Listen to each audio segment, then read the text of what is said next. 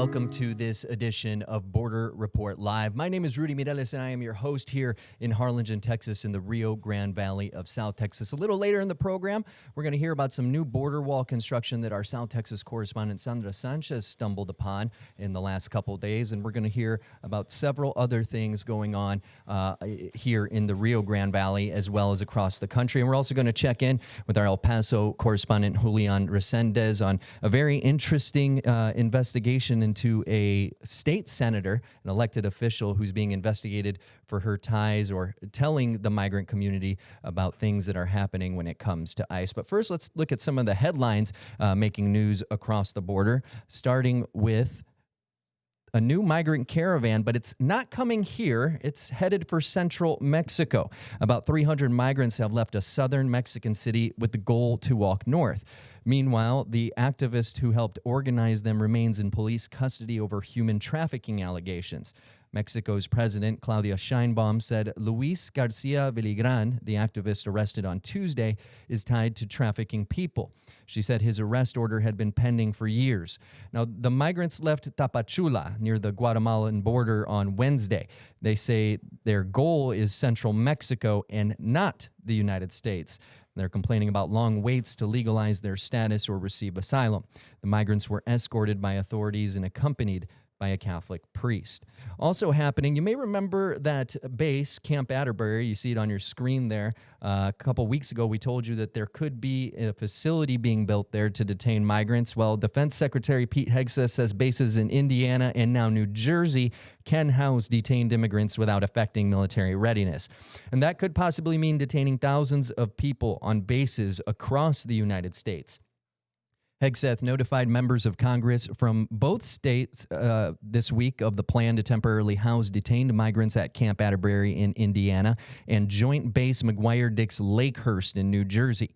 Hegseth said the detainees would not negatively affect the base's operations or training. Officials have not said when detainees could begin arriving at those facilities or if other military bases are under consideration. Border Czar Tom Homan said there are about 60,000 beds currently available for detained migrants, and the goal is to expand eventually to over 100,000. In other news, there's some outrage in Indiana. So now more than ever, we need this monitoring to continue to ensure that racial profiling does not continue.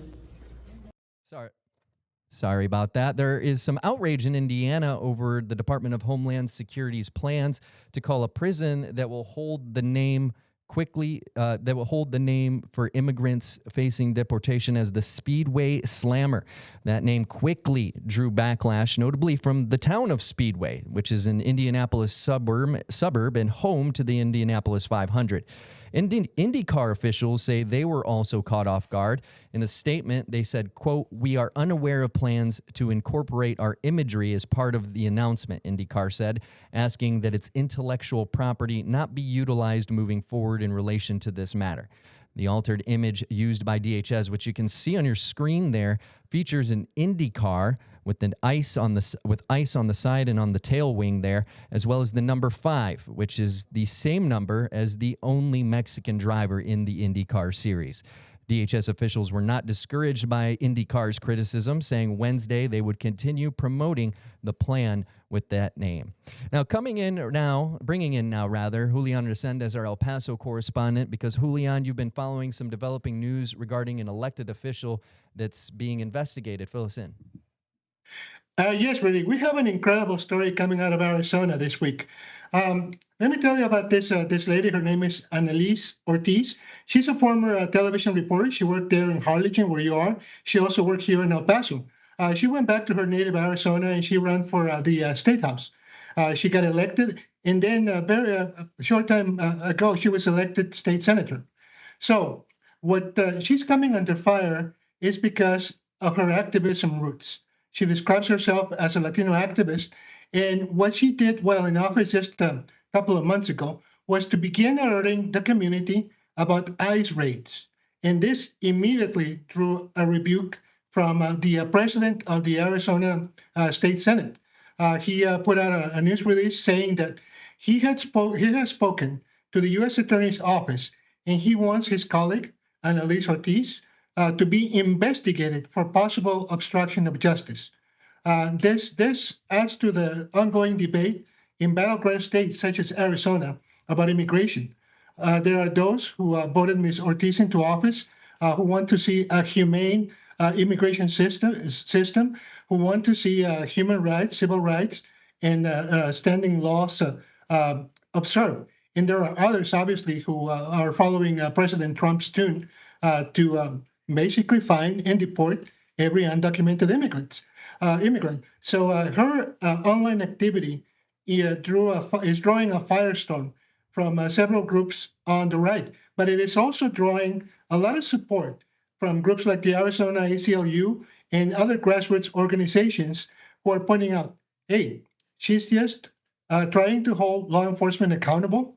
The information she's sharing is public, and they compare it to drivers communicating through social media whenever they see what they call a speed trap, and that is obviously police officers waiting to catch those that are speeding through any given highway. So there's a lot of controversy, and the latest news that I have on this is that she is doubling down on her position, on her activism. She's saying she's doing nothing wrong, and she will continue to alert her community, her constituents who voted her into office about ICE activity, just to make sure, not to impede it, but just to make sure that everything is according to the law. And like I said, she's been doing this for a while. Back in May, she was speaking to a community group out there in Maricopa County about the need to stop racial profiling. I do believe we have a sound on that. So now more than ever, we need this monitoring to continue to ensure that racial profiling does not continue.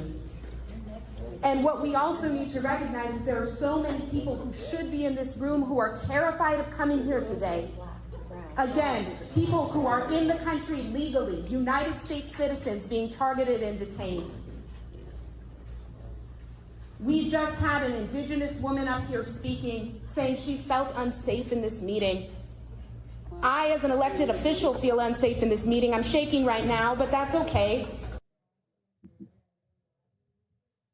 As you can see, there are some strong feelings in this issue, and it's coming to a head in the state Senate, nonetheless. We requested an interview with Ms. Ortiz. We're still waiting for an answer. She would be someone that we want to invite to this show in the future. All right. Thank you so much for your reporting, Julian. That's El Paso correspondent for Border Report, Julian Resendez, joining us now. In just a little bit, stay with us, because in just a little bit, we have our South Texas correspondent, Sandra Sanchez, joining us to talk about some new border wall construction she's seen go up in the last couple of days. Stay with us. Border Report Live is back in 1 minute.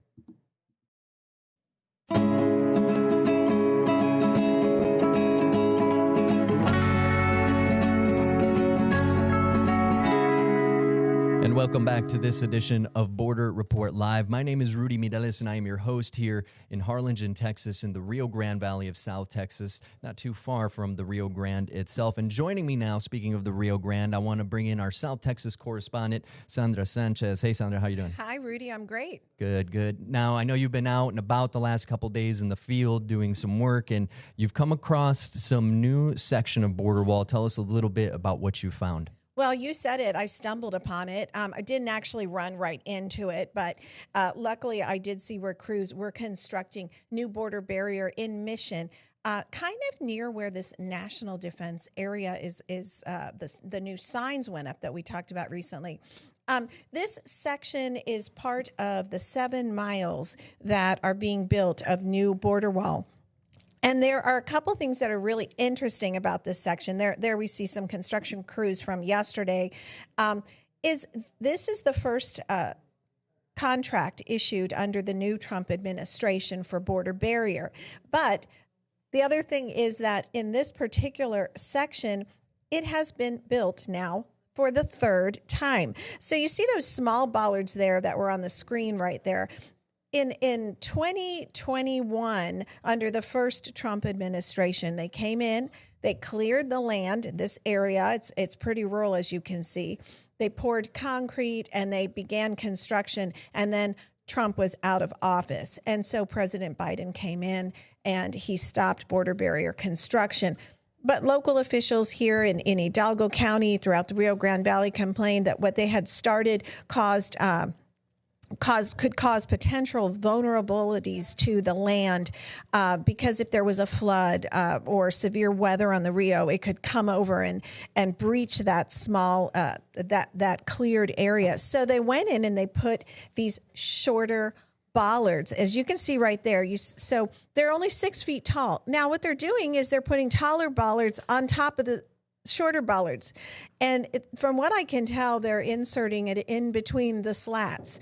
So, first time they clear the land, they put the concrete, they build the road on the side. Second time they put the small bollards. Third time, now they're putting this bollard extensions up. So a lot of effort put into this section here, and it's just west of the area that has that public boat ramp where those NDA signs are. And I think we have some video of that boat ramp. Have you been out there since you took some of this video that on your screen right there? Have you been back out there, talked to anybody about this? Visited back out there yesterday. Still don't see more signs, but actually have a scheduled ride along with the U.S. Coast Guard and going up the Rio, and I'm hoping to be able to see more of those signs, see what kind of impact it might have. But, I think what's really interesting with this border wall construction here, there's a lot of opposition to border wall construction, the cost of it, not to mention the toll on the environment. And here we have yet the third time that they're doing it. It's very noisy. It's very dusty out there. It's very costly. So yeah, I was going to ask, is there like a price tag on, what each section costs or how much they've spent there in that one spot so far? What they've spent on that one spot, I'm not sure, but I can tell you that this contract is with Granite Construction Company of California. It's for $70 million, which actually is cheaper than most border wall construction contracts are. So for 7 miles, it's only about $10 million a mile, right? Normally it's $25 to $26 million per border wall mile. But I guess, and I'm guessing, I am not on site doing this, because we know they already had the previous infrastructure built. They had the levee built. They had the border wall next to it. The caliche rock was up. They had the concrete poured. And so they're in essence, adding to it. So it's only $10 million each border mile for this area. Yeah, I was going to say, because they already had a lot of stuff pre-positioned there, so that probably helped drive down the cost. But it makes you wonder if this is going to, kind of throw off the market when it comes to border wall construction contracts. Well, no, we have seen some contracts out west that have been in excess of $1 billion where they had to cut through mountains and canyons. And so, no, I think they're going to still charge a pretty penny for it. And, this isn't the only area. A couple weeks ago, we talked about new border wall construction being built in Stark County, way out near Roma that we came across. Now, that was very, very rural area. This was accessible right off of a main street. And what's interesting is, I just kind of troll around. I go out and I know the border well enough. I know what I'm used to seeing. I know what might be something unusual. And I noticed there were a whole bunch of bollards stocked in the yard where it's a staging ground for the bollards. And for a while there during the Biden administration, they were starting to disappear because they were no longer being put there. Mm-hmm. There was no border construction. Well, they have actually built this like reinforced wall to stack more up. And I said, okay, what's going on? And so I just kind of kept driving, and that's where I came across the construction. So, and then you could see them actually moving the bollards, into position, not just hoisting them up, but, taking, I'm terrible at this terminology, but big machinery that carries the bollards, right? But they're less than 2 miles from the yard there, and the yard is full. So they are definitely preparing for a lot of construction. Now, correct me if I'm mistaken, but I seem to recall, like at the very beginning of the Biden administration, that here in the Valley, they were, stacking those bollards for that border wall construction. The construction was stopped by the Biden administration. Not all of it. Some of it continued under Biden's term in office. But some of the, you said the words that some of those bollards were disappearing. If I'm not wrong, I believe people were actually stealing some of the bollards at one point from over there. Well, there were reports of that. Certainly, it's been controversial. I can tell you that the yard is protected behind a fence with concertina wire. There's gates there. So I really don't see how people can get in and get out. And maybe at the very beginning they were doing that. But, during the Biden administration, they halted all border wall activity. Now, towards the end of the Biden administration, they waived a couple dozen environmental laws in order to start construction for a segment in Starr County that they said, this was money appropriated in fiscal year 2019. And legally, we have to build this. And so but they did it very slowly, started asking people to give them an easement. And so that's the construction that we came upon in Roma recently. Now, this segment that they're building here in Mission is with fiscal year 2021 funds. So right before President Trump left office the first time is when Congress approved this funding. And so they're saying, we've had the money, it's sitting there, we have to use it. And obviously, with the infrastructure base, they're just going for it. One of the things you had mentioned was the having those 6 foot, I guess we could call them temporary bollards up. Remedial. Some folks were saying that this could hurt the environment. It could cause flooding. Have you heard from any groups about this new construction, what they're saying about everything that's happening along there? Well, so the Center for Biological Diversity has long challenged the construction of border wall activity. This specific segment they have not challenged, but recently in the past month, they have filed lawsuits against new border wall activity out in Arizona that they say is going to threaten jaguars and other endangered species. And so, they say, quote, it cuts through sensitive ecosystems, destroys thousands of acres of habitat, causes catastrophic flooding, separates families, and impedes the cross-border migration of dozens of animal species. This is from recent court lawsuits they filed earlier this month against Homeland Security Secretary Kristi Noem to try to stop that construction out there. Honestly, I think that because this was already pretty much pre-set up that they haven't really challenged it. Yeah, it seems like a lot of those first moves that people make when something like this happens were kind of they're kind of negated in a way, since most of this the hard part was already done. Going back to the flooding. Have you heard from anybody on what kind of issues this could bring the local area there? I know here in the Rio Grande Valley, for folks that don't know, anytime we get a heavy rain, it takes a while for that water to make its way down to the Gulf of Mexico. And having we recently saw, the Rio Grande up towards, Eagle Pass, Laredo area flood up, crest over, and cause a lot of problems for folks that were nearby. Does this help that? Does that hinder it? Well, certainly local officials are saying that if you just have cleared the land and it's vulnerable to severe water flooding from the river coming up and over, and that it needed some kind of structure, which is why the Biden administration came in and did that. But what's interesting, I don't know if you picked up on that video, is that the Chimney RV Park is actually south of the river. South of the border wall that they have there. Mm-hmm. So those trailer homes are actually, in an area that will absolutely flood if we have severe weather. This will prevent it from getting, further inland to the rest of us. But right there on the river, there's a couple really popular spots. There's a Riverside Club. They launch boats up the Rio Grande. One of their famous activities is to go see the private built border wall that they have a lot of people who have come down to travel on the Rio Grande to look at that.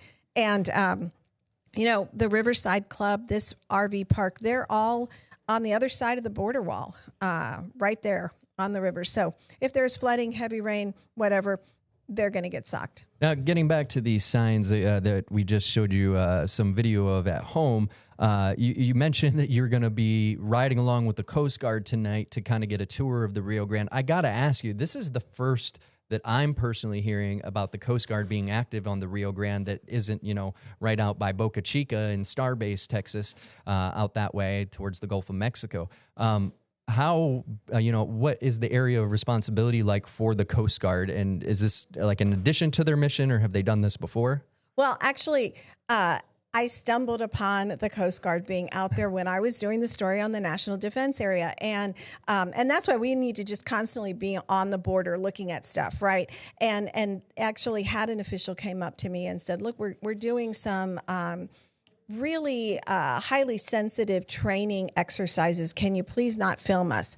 And so, I told him who I was, who I work for, what I do, said I'd love to get a ride along with you all and love to showcase what you do. So I was aware at least that they are operating boats up the Rio Grande. We also asked for a tour of the Gulf. Now, actually, fingers crossed, we have an aerial tour scheduled for next week. So we'll be able to go out there and we'll come back and talk to you about not only the introduction of drugs that they find out there, but Mexican fishermen who are illegally poaching from the U.S. side. And that's a big part of what they try to stop as well. So a lot of good upcoming assignments that we can chat about. And just kind of tagging back to something Salvador Rivera showed us a couple weeks ago, those tiny little boats they're being used to smuggle migrants over on his side of the border. Those are the boats that the Mexican fishermen are using to illegally catch all our red snapper and everything right off the Texas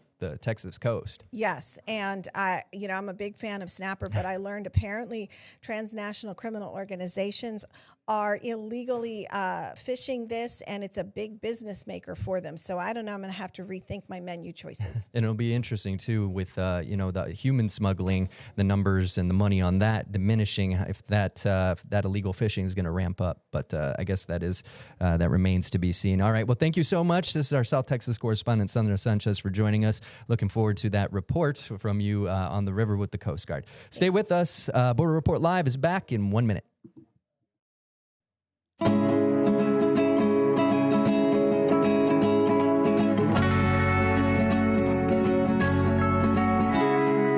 And welcome back to Border Report Live. My name is Rudy Mireles. I'm your host here in the Rio Grande Valley of South Texas. Now, in Danbury, Connecticut, an immigrant activist said he was confronted by ICE agents, get this, disguised as construction workers.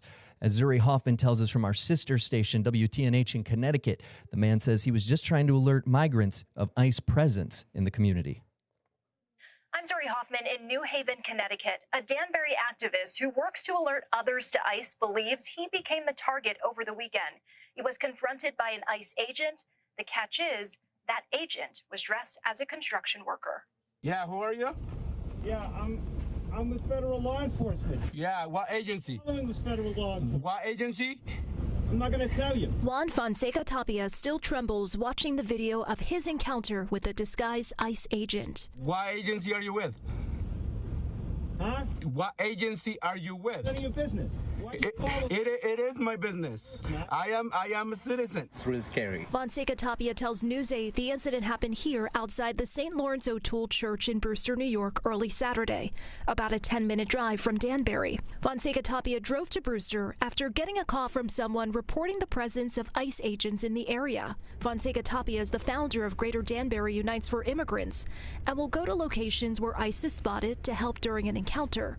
But on this day, he says he was the one who needed help. I'm still here because people showed up for me. Fonseca Tapia tells us after recording videos of ICE and driving around to alert people, he believes they started following him. So at that point, it was 2 ICE vehicles, and I was by myself. With Fonseca Tapia now sitting in this parking lot, that's when this happened. They're on the way. Okay. Brewster Police and the Putnam County Sheriff's Office were called too. ICE called them saying they were being followed by Fonseca Tapia and wanted police to come. Can you tell me what the investigation is for? Yep.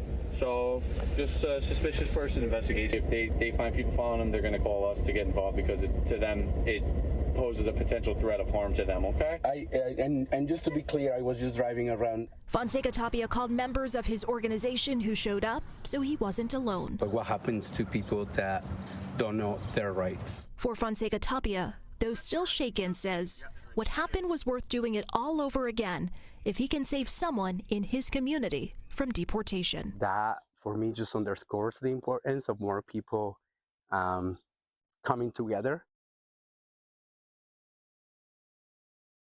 That was Zuri Hoffman reporting from Danbury, Connecticut. Really quick, before we go, we wanted to remind you to check out our partners at Political Power Ranker. It's a weekly show tracking the movers, shakers, and rule makers in American politics. Nextstar's Director of Political Content, Chris Berg, and Director of Emerson College Polling, Spencer Kimball, break down who's up and who's down in the world of politics based on my favorite thing, data. Now, this week's episode focuses on the North Carolina Senate race with a preview of 2028 in the Tar Heel State with Raleigh's very own Russ Bowen joining Chris and Spencer. Make sure to check it out. You can find more on Political Power Ranker at abc27.com or check your local Nexstar station's website. And speaking of websites, if you want to watch this episode or any previous episodes, or maybe you want to see what Salvador Rivera in San Diego, Julian Resendez in El Paso, or Sandra Sanchez right here in South Texas are working on, especially that Coast Guard story, make sure to visit borderreport.com. My name is Rudy Mireles from Harlingen, Texas. Have a great day.